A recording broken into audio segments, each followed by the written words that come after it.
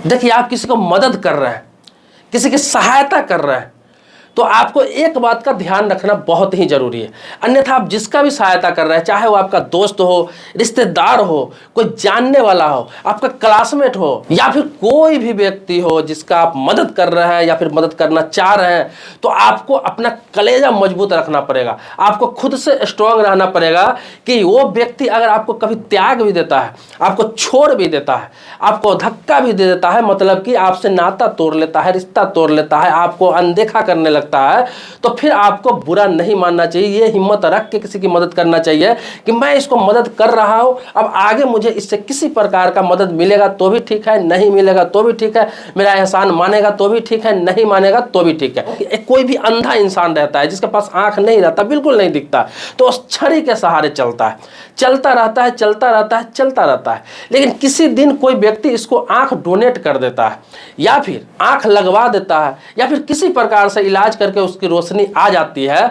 तो आप देखेंगे सबसे पहले वो अपना छड़ी को हटाता है। किसको हटाता है? जिस छड़ी को पकड़ के वो अंधा चलता रहता है, जिस डंडे के सहारे वो चलता रहता है, उस डंडे को पहले हटाता है, पहले साइड करता है। मतलब ये निकला कि कोई भी इंसान जिसको आप मदद कर रहा है, अगर वो स्ट्रांग हो गया तो सबसे पहले आपको साइड करेगा जो उसकी मदद कर रहा था, चाहे कितना भी खास क्यों ना हो। उसे ये लगता है कि अब इसकी जरूरत नहीं है, मैं अब अकेला चल सकता हूं। इसी प्रकार से कोई आप किसी को सहायता कर रहा है तो इंसान आपको उठा कर फेंक देता है, मतलब आपसे नाता तोड़ लेता है, रिश्ता तोड़ लेता है, बातचीत बंद कर लेता है, आपसे दूरी बना लेता है। वो इसलिए कि वो आपकी जरूरत खत्म हो जाती है, वो स्ट्रांग हो जाता है। तो किसी की मदद कर रहे हो तो आपको दिल बड़ा रखना चाहिए, सीना बड़ा रखना चाहिए, आपको हौसला बड़ा रखना चाहिए, और ये नहीं सोचना चाहिए कि अगला आपका एहसान मानेगा। बहुत सारे लोग ये इस बात की रोना रोते रहते हैं कि मैंने किसी का मदद किया था, उसने मुझे धोखा दे दिया, मैंने किसी को यहाँ से यहाँ उठा के ले गया था, उसने मुझे धोखा दे दिया। ये रोना ये बच्चों का काम है, ना समझ का काम है,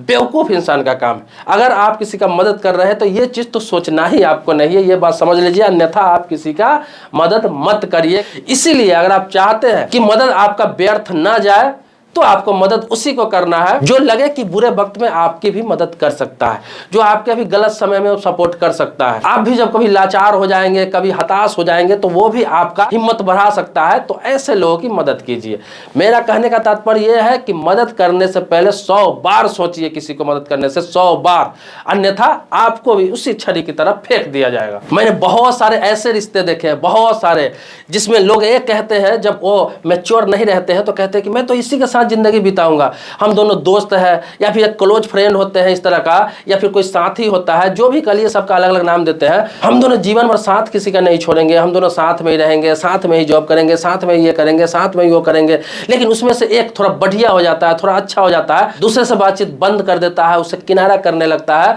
तो आप अक्सर देखेंगे, मैं दोस्त और रिश्तेदार पे ज्यादा वीडियो बनाता हूं मोटिवेशनल करके, ज्यादातर वीडियो ऐसे ही बनाता हूं। बहुत सारे लोग कहते हैं कि आप दोस्त को टारगेट करते हैं, रिश्तेदार को टारगेट करते हैं। मेरा कहने का मकसद कभी ये नहीं रहता है कि आप दोस्त को छोड़ दो, रिश्तेदार को छोड़ दो, लेकिन एक दायरे में रहो और एक दूरी मेंटेन करो। कहने का मतलब है कि दोस्त कोई है, आपके साथ पढ़ाई किया, आपने साथ में 10+2 किया, ग्रेजुएशन किया, कोई स्किल लिया, और कहीं भी आप दोस्तों के साथ जा रहे हैं, 2 दोस्त है, 3 दोस्त है, 4 दोस्त है, मैं सीधा बता रहा हूँ, किसी कंपनी में आपने 4 इंटरव्यू दिया, 3 इंटरव्यू दिया, और उसमें से अगर उससे पूछा जाता है 4 दोस्त को अलग अलग बुला के, या 3 दोस्त है, तीनों को अलग अलग बुला के, कि मेरे पास एक पोस्ट खाली है और अच्छी सैलरी है, अच्छा फ्यूचर इसमें है, तुम बोले कि तुम्हें ज्वाइन करना है, या फिर तुम्हारा दोस्त है जो गरीब है, जो जरूरतमंद है, बताओ उसको ज्वाइन करा दो, किसको ज़्यादा आवश्यकता है? तो वो व्यक्ति यही बोलेगा कि मुझे ज़्यादा आवश्यकता है, मैं ज़्यादा मजबूर हूँ, मैं ज़्यादा गरीब हूँ, और वो ज्वाइन कर लेगा, अगला को बताएगा भी नहीं। मतलब तीनों को अगर अलग अलग बुला के भी बोला जाए तो कभी भी ये नहीं कहेगा कि मेरे दोस्त को जॉब दे दो, उसको ज़्यादा आवश्यकता है, या फिर मेरे तीसरे दोस्त को दे दो, उसको ज़्यादा आवश्यकता है, कभी नहीं कहेगा। और अकेले जॉब पकड़ लेगा और बाद में ये कहेगा कि मैंने अपने टैलेंट के बल पे, अपने स्किल के बल पे ये जॉब लिया है। मतलब कि जब वो सेटल हो जाएगा तो उसको दोस्तों की जरूरत नहीं रहती है। वो तभी तक दोस्ती चलती है जब तक कि सेटल नहीं है, अब आ रहा है, घूम रहा है, जॉब खोज रहा है, कोई आइडिया नहीं है पास में। यहाँ तक मैंने ऐसा देखा है बहुत सारे ऐसे आइडियाज थे, किसी दोस्त के पास पैसा है, किसी दोस्त के पास आइडिया है, तो और वो आइडिया दे दिया, कोई दोस्त ने उस बिजनेस को कर लिया और डेवलप कर दिया, तो आइडिया देने वाले दोस्त को साइड कर देता है और उसके आइडिया पर वो आगे बढ़ जाता है, और दोस्त वो बेकार ही रह जाता है, बेरोजगार ही रह जाता है। तो इसलिए मैं कहता हूं कि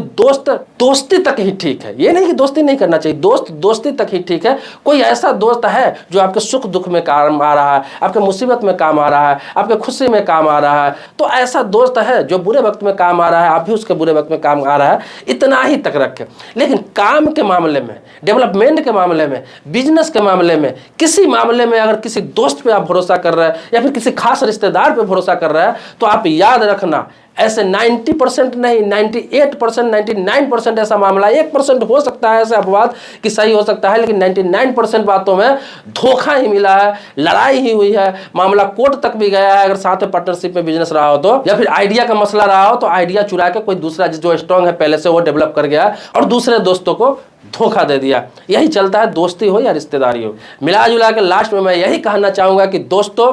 अपने लिए सोचिए, पहले खुद स्ट्रांग होइए, खुद आगे बढ़िए। जब आप डेवलप कर जाएंगे, तरक्की कर जाएंगे, आपको लगेगा कि मुझे ज़रूरत से ज़्यादा मेरे पास है, अब मैं किसी की हेल्प कर सकता हूं, तो आपके पास करोड़ों में है तो आप हज़ारों में किसी का हेल्प कर सकते हैं, आपके पास लाखों में है तो सैकड़ों में किसी का हेल्प कर सकते हैं, आपके पास अरबों में है तो आप लाखों में किसी का हेल्प कर सकते हैं। तो कर सकते हैं, इसके लिए खुद को डेवलप करिए। ये नहीं कि मैं रिश्तेदार को डेवलप कर रहा हूँ, दोस्त को डेवलप कर रहा हूँ, रिश्तेदार के लिए सोच रहा हूँ, दोस्त को सोच रहा हूँ, फिर वो जब आगे निकलेगा तो वो फिर आपके लिए कहीं नहीं सोचेगा, लास्ट में आपको ही नल्ला, बेरोजगार, बेकामिल साबित कर देगा और आप बाद में पछताते रह जाएंगे। हमारे भारत में ज्यादातर युवाओं का आज यही हाल है कि उसको जिंदगी को समझते समझते समझते समझते 30 साल, 35 साल, 40 साल एज हो जाता है और जब कुछ करने का चाह जब जगता है उसके अंदर तो उसकी उम्र खत्म हो गई होती है, उसके बच्चे जवान हो गए होते हैं, उसकी जिम्मेदारियां बढ़ गई होती है और वो कुछ नहीं कर पाता है, जीवन भर कमाते खाते रह जाता है। तो आपको जगना है, आप चाहते हैं कि जगे, सही समय पर स्टैंड ले,